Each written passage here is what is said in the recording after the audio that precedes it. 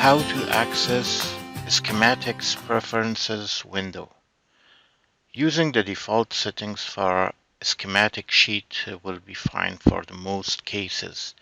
However, when you want to change the settings to your own preferences, you can do so in the Schematic Preferences window.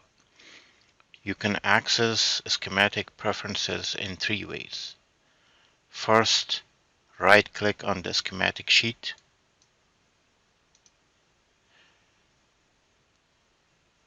Select Preferences, and the Preferences window will open. Under Schematic, you have access to many different settings relevant to schematic sheet. Another way is to go to Tools, Preferences, and the same Preferences window will open. You have access to many different settings, including related to schematics. A third way is to select this wheel. This will again open this schematic preferences window.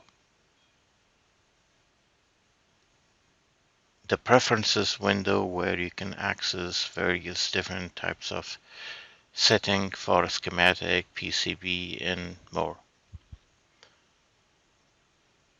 Thank you.